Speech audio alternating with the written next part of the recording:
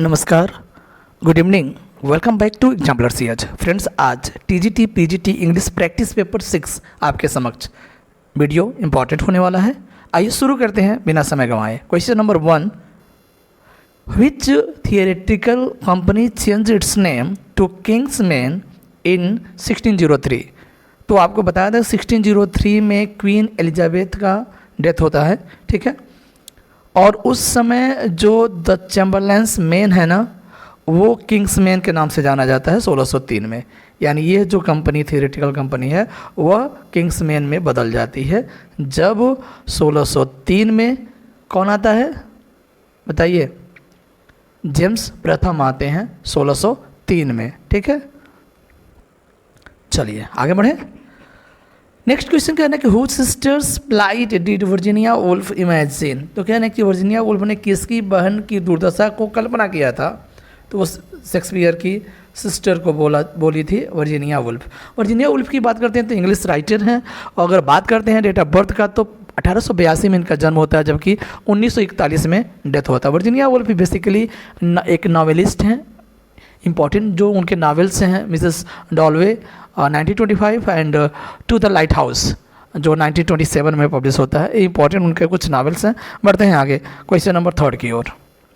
If tis were done when tis done then were well. कह रहे हैं कि ये मैकबेथ की लाइन है। मैकबेथ के द्वारा ये लाइन बोला गया है, आपको बताया था एक्ट 1 सीन 7 में मैकबेथ के द्वारा बोला गया है कि इफ़ इट वेयर डन, यानी यह तब किया जाता जब यह किया जाता तो यह अच्छा होता। कुछ इस तरह की लाइन है, मैकबेथ के द्वारा बोला गया है, ध्यान रखिएगा।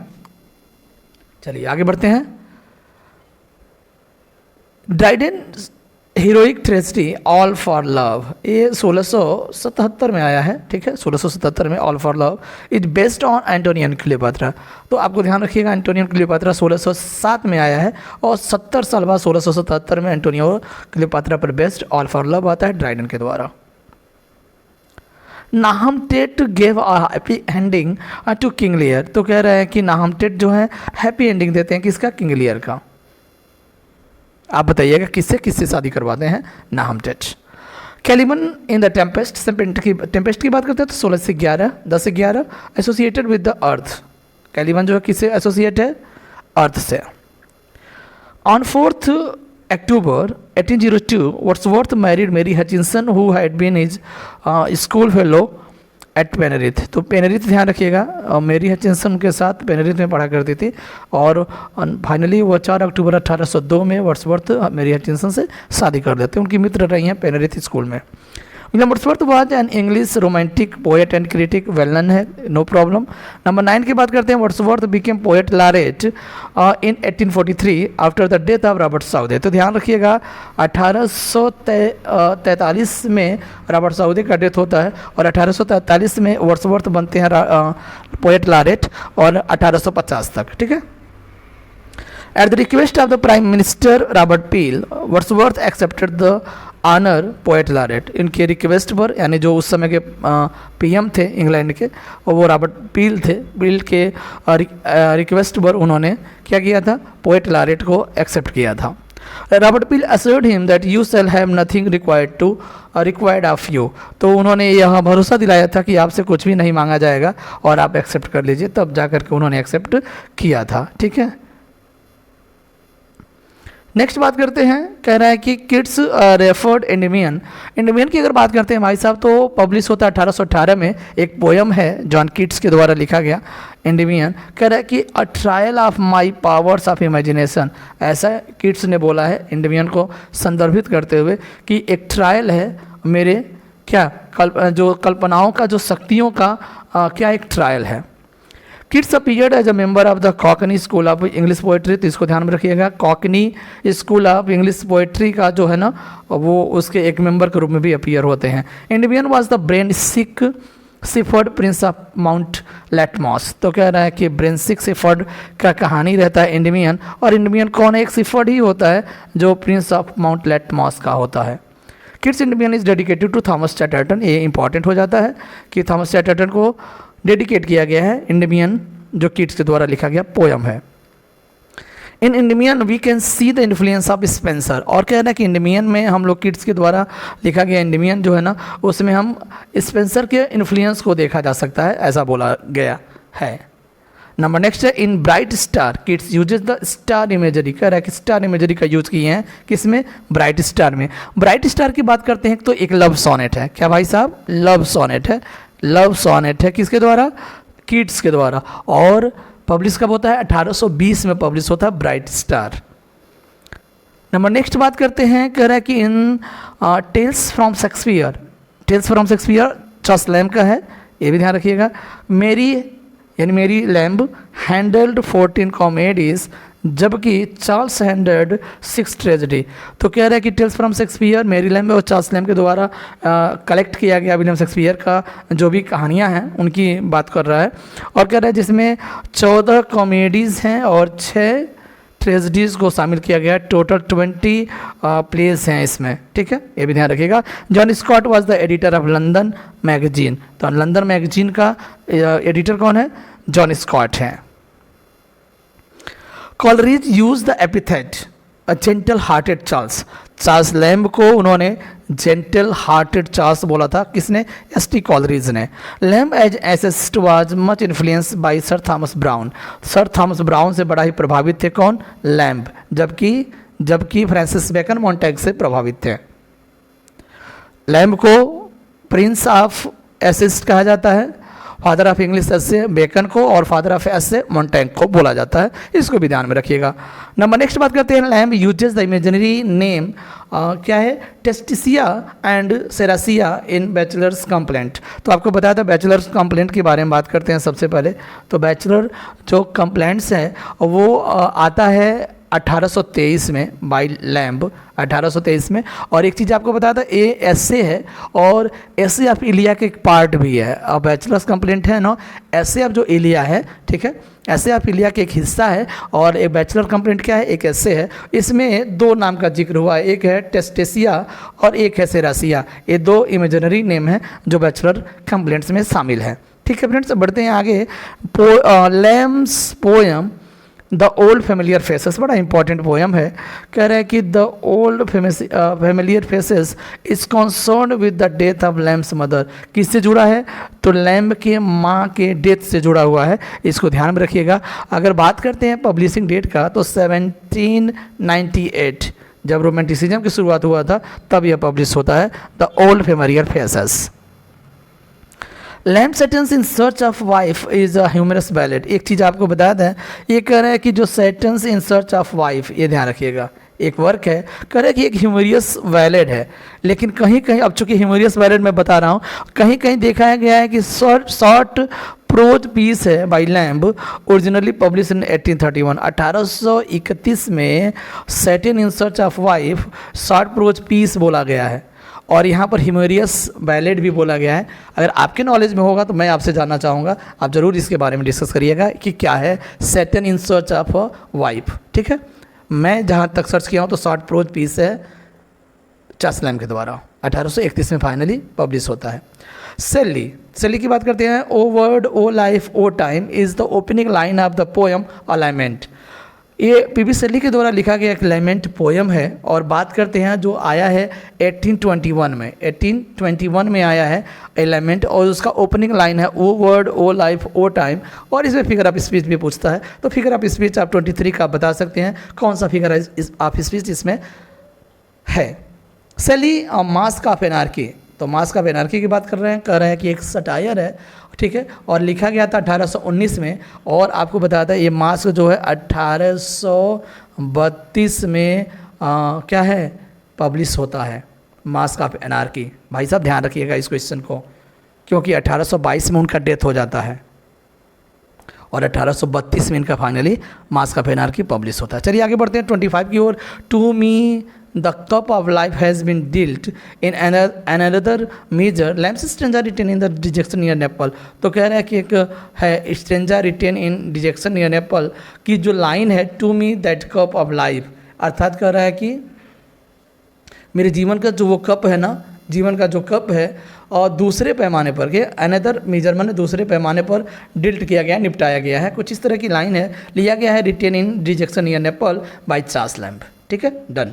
The subtitle Oedipus Tyrannus is Swellfoot the tyrant. तो कह रहा है कि आपको बता दें कि 26 की अगर बात करते हैं तो 1820 में, यह 1820 में दिखाई देता है। ठीक है, क्या ओडिपस टायरेनस का जो सब टाइटल है वो सेल्फुट द टायरेंट है।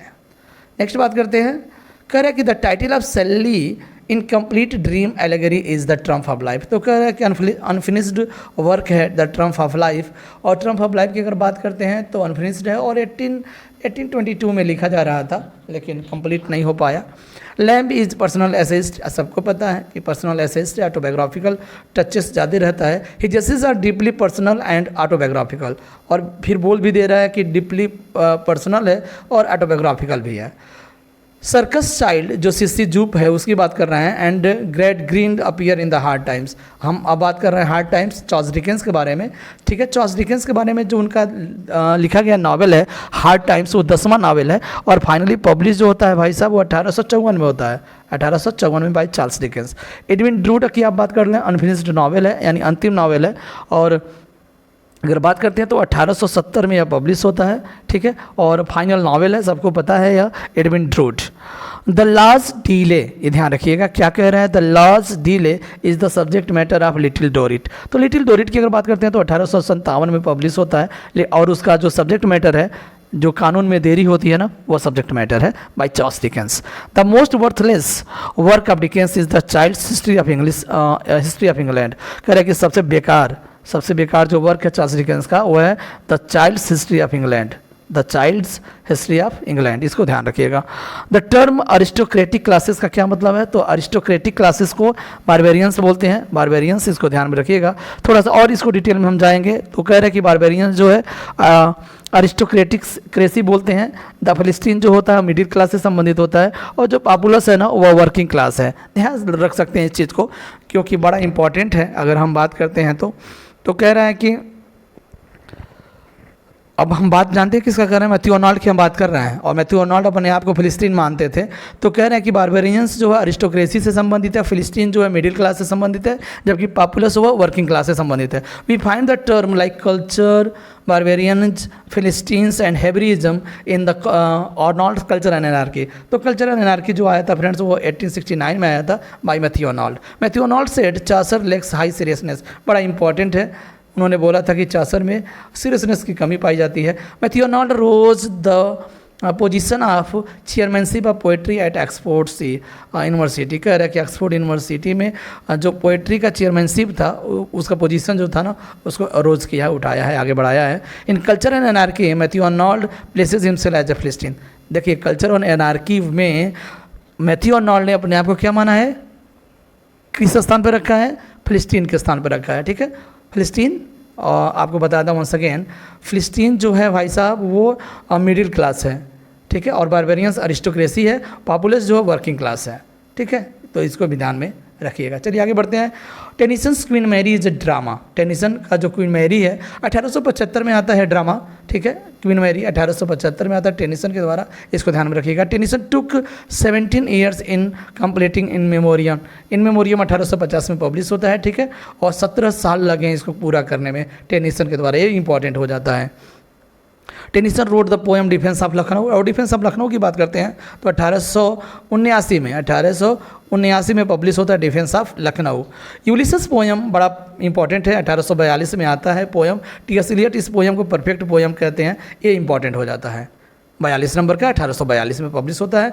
The cup is a drama, तो कह रहा है आपको बता दें सिर्फ कप है, क्या है, द कप, ये नहीं होगा।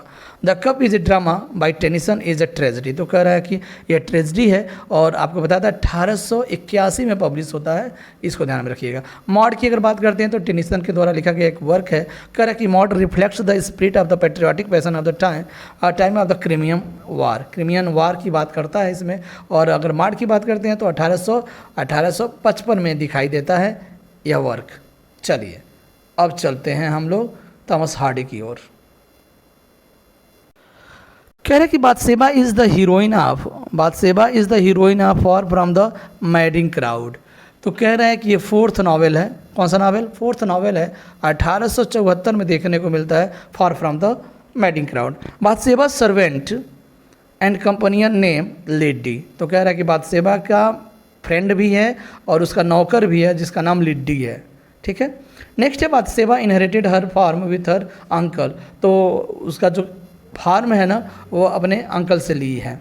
Hardy introduced Wessex in the novel far from the madding crowd. अब कह रहे हैं कि फार फ्रॉम द मैडिंग क्राउड में हार्डी साहब ने वेसेक्स का जिक्र किया है, इंट्रोड्यूस किया है। ये भी पूछा जा सकता है कि हार्डी ने वेसेक्स को किस नावल में इंट्रोड्यूस किया है, तो वो है far from the madding crowd. आया था कब? 1874 में। Done. Bathsheba finally marriage with the Gabriel Oak. तो बाथशेबा फाइनली किससे शादी करती है? गैब्रियल ओक से। 50 नंबर की बात करते हैं कि Hardy was awarded a medal for his essay on modern architecture इन 1863। और कह रहा है कि 1863 में आया था मॉडर्न आर्किटेक्चर, एक एसे है, इसमें उन्होंने को अवार्ड दिया गया था। Before moving to London 1862 Hardy trained क्या है? ट्रेंड एज होगा, ये स्पेस होना चाहिए, ट्रेंड एज आर्किटेक्ट। यानी 1862 से पहले वो एक आर्किटेक्ट के रूप में ट्रेनिंग ले रहे थे। Wessex means the region in which Hardy's novels are set. सबको पता है the concept of objective correlative was produced क्या है? प्रोपाउंडेड होगा। जो ऑब्जेक्टिव को रिलेटिव है वो किसके द्वारा दिया गया है? टी.एस. इलियट के द्वारा दिया गया। बस इसको ध्यान रखिएगा। When the human engines waits like a taxi throbbing waiting the typist girl set to be the human engine here in the Wasteland. Wasteland की बात करते हैं, टी.एस. इलियट के द्वारा लिखा गया वर्क है। 1822 में पब्लिश होता है। 1922 कब? 1922 में पब्लिश होता है। ठीक है। 1922 में द वेस्टलैंड। ठीक है, इसको ध्यान में रखिएगा। और इसमें कह रहा है कि ह्यूमन इंजन जो है वो टाइपिस्ट गर्ल को ह्यूमन इंजन यहाँ बोला गया है। बस इतना ध्यान रखिए। Phlebas is the Phoenician sailor in the waste land. कह रहा है कि इसमें एक कैरेक्टर है फिलिबस, और फिलिबस जो एक फोनेशियन सेलर है, एक नाविक है वेस्टलैंड में। ठीक है। हम बात कर रहे हैं किसका? टी.एस. इलियट के बारे में। Dry bones can harm no one. कह रहा है कि जो सूखी हड्डियां होती है ना वो किसी की नुकसान नहीं पहुंचा सकती हैं। This lines appear in the part of the what the thunder said. What the thunder said जो है ये अंतिम भाग है, 5वां भाग है द वेस्टलैंड का। ठीक है, by TS. Eliot. In preparation for his entrance to Harvard in 1906, Eliot attended Milton Academy in Massachusetts. तो कह रहा है कि अमेरिका में जो मैसाचुसेट्स मिल्टन एकेडमी है उसमें एलियट साहब ने अटेंड किया था 1906 में। इसको ध्यान रखिएगा। 1888 में पैदा होते हैं, 1965 में इनका डेथ होता है। कॉनराड एंकेन एक अमेरिकन राइटर हैं। Conrad Aiken introduce Eliot to Ezra Pound. Eliot का क्या किए थे? इंट्रोड्यूस करवाया थे इजरा पाउंड से, who became the most influential literary influence in his life. और इजरा पाउंड से बड़ा प्रभावित थे। आपको बताया था द वेस्टलैंड जो वर्क है ना शायद इजरा पाउंड को ही डेडिकेट किया गया है टी.एस. इलियट के द्वारा। आगे बढ़ते हैं कमला दास के बारे में। Kamala Das was the Indian English poetess, no doubt. She was awarded Chiman Lal award for fearless journalism. तो कह रहा है कि चिमन लाल अवार्ड जो मिला था फियरलेस जर्नलिज्म के लिए। She won the Asian PEN poetry prize in 1964 for her poem the siren. Siren के लिए क्या मिला था? एशियन पेन पोएट्री प्राइज मिला था। इसको ध्यान में रखिएगा। 1964 में। She was shortlisted for the Nobel prize in literature 1984। 1984 में नोबेल प्राइज के लिए शॉर्ट लिस्ट भी की गई थी। ठीक है। इन 1998 यानी 1988 में she received a best award for Kerala film award. तो 1988 में केरला फिल्म अवार्ड मिलता है। 1984 में शॉर्टलिस्ट की गई थी नोबेल प्राइज़ के लिए। और 1964 में क्या मिला था? पेन पोइट्री प्राइज़ मिला था। और आपको बता दें चिमन लाल अवार्ड भी मिला था फियरलेस जर्नलिज्म खातिर। ठीक है, आगे बढ़ते हैं। चलिए बढ़ते हैं अब। शी वॉज अवार्डेड केरला साहित्य अकेडमी अवार्ड इन 1969 की बात कर रहा है। 1969 में केरला साहित्य अकेडमी से नवाजी जाती हैं। अब चलते हैं अनटचेबल की बात कर लेते हैं। अनटचेबल 1935 में आया था बाई मुल्क राजानंद। भाखा इज़ द सन ऑफ लाखा। इसको ध्यान में रखिएगा, कुछ इंपॉर्टेंट कैरेक्टर है। भाखा is the central figure of the novel untouchable. 1935 में आता है अनटचेबल मुल्क राजानंद के द्वारा। तो भाखा कौन है? लाखा का बेटा है। भाका का ही सेंट्रल फिगर है। His father Lakha is the zamindar of the sweepers, sweeper का हेड होता है कौन, लाखा, जो भाका का पिता है। Lakha is the head of the Bulashah sweeper, जो बुलाशाह स्वीपर्स हैं उनका मुखिया होता है लाखा, जो भाका का पिता है। Untouchable Gulabo is washer women who considered herself superior, Gulabo जो है एक इसमें धोबिन होती है और वो अपने आप को सुपेरियर मानती है। इनटचेबल सोहिनी इज़ द सिस्टर ऑफ भाका, यानी किसकी, लाखा की बेटी है और भाका की बहन है सोहिनी, और सोहिनी जो है फ्लर्टेड बाई प्रिस्ट पंडित कालीनाथ, और जो मोलेस्ट किया जाता है, ठीक है, फ्लर्टेड किया जाता है प्रिस्ट पंडित काशीनाथ के द्वारा सोहिनी को, ठीक है, बड़ा इंपॉर्टेंट कहानी है। Bakha says his father they think we are dirt, Bakha अपने पिता से कहता है कि वे सोचते हैं कि हम गंदे हैं क्योंकि हम गंदगी साफ़ करते हैं, कुछ इस तरह की लाइन है, बड़ा इंपॉर्टेंट है। हवलदार चरत सिंह की बात करते हैं, भाका को उन्होंने एक हॉकी स्टिक दिया था गिफ्ट में, ये भी इंपॉर्टेंट हो जाता है, इसको भी ध्यान में रखिएगा। रॉबर्ट फ्रॉस्ट की बात करते हैं, is associated with new England, Robert Frost American writer हैं और कह रहे हैं कि किससे संबंधित है, न्यू इंग्लैंड से संबंधित है, क्योंकि अमेरिका छोड़ करके इंग्लैंड में आ गए थे। Robert Frost was American poet settled in England, no doubt.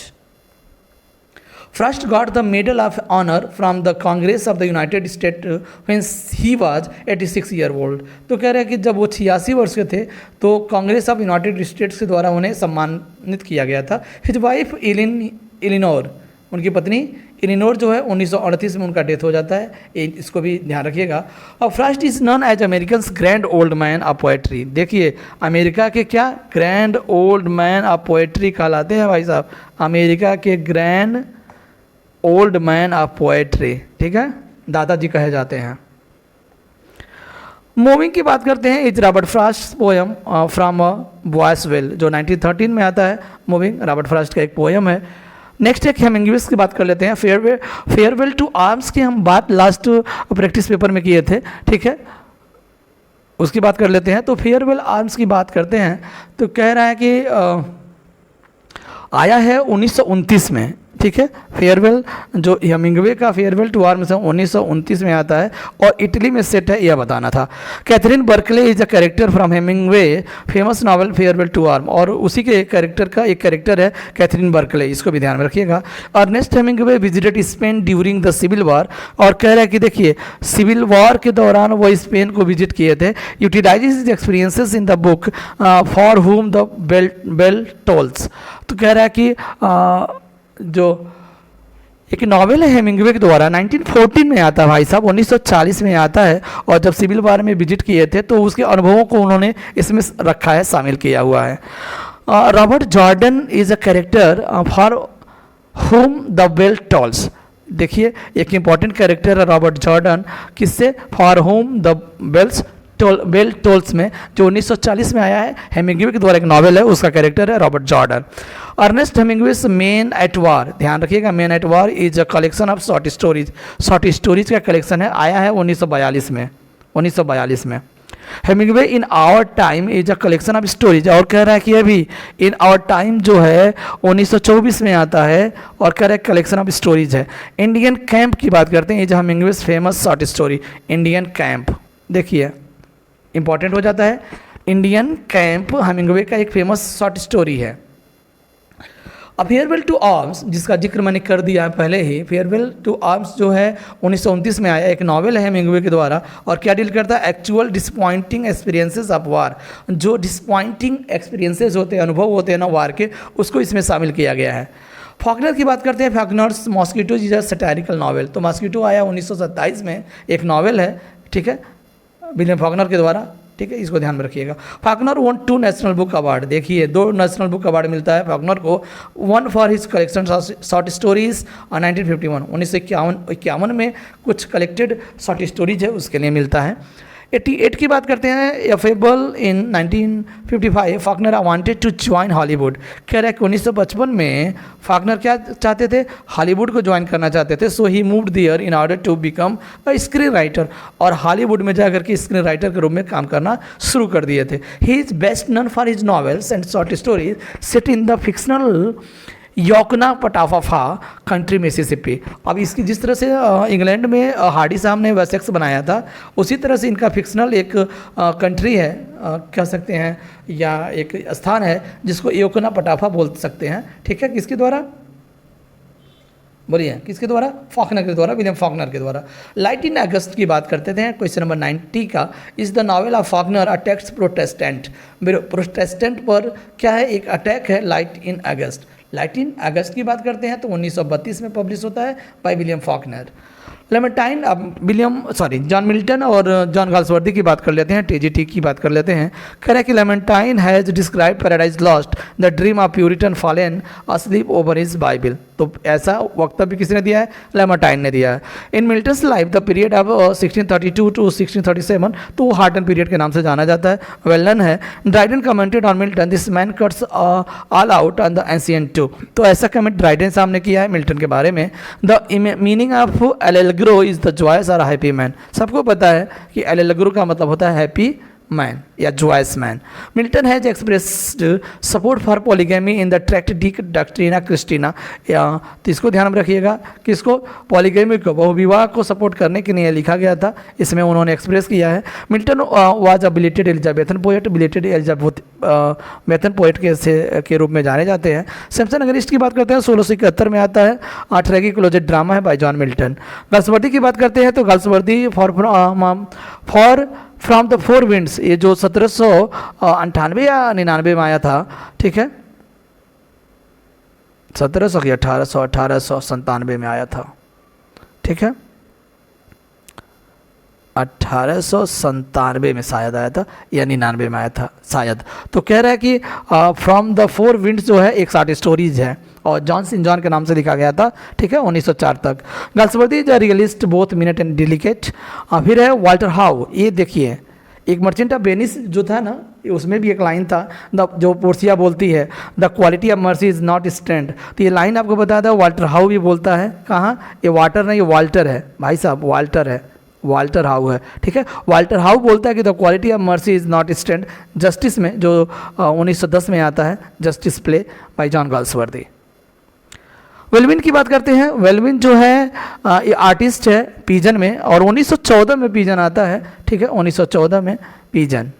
Next है that's capital of white faced and stony hearted monster, ये रॉबर्ट्स के द्वारा बोला गया। स्ट्राइप आया था 1909 में, ठीक है, प्ले है, तीसरा प्ले है शायद जॉन गाल्सवर्दी का। 103 का नंबर की बात करते हैं। डेंसी, डेंसी जो है एक कैरेक्टर है लॉयल्टीज़ का, जो 1922 में आया था। Dancy is the recipient of DSO, DSO का फुल फॉर्म जान लीजिए, distinguished service order. He commits suicide and leaves a letter to Colford, और एक लेटर छोड़ता है किसके नाम से? कोलफोर्ड के नाम से, और वो सुसाइड कर लेता है। कौन? डेंसी। आगे कह रहे हैं कि लोग हेसी is in loyalty is Mabel is the, कह रहे हैं कि क्या है ये, इसको छोड़ देते हैं, इन लॉयल्टी इसको छोड़ दीजिए। Loyalties Mabel is the wife of Dancy, और कह रहा है कि मेबल कौन है? डेंसी की पत्नी है। और डेंसी क्या है? फाइनली कोलफोर्ड को एक लेटर छोड़ता है उसके लिए, और फाइनली सुसाइड कर लेता है। और ये रहा आज का प्रैक्टिस पेपर 6 TGT PGT, ठीक है। बने रहिए with exemplar CH। Bye bye.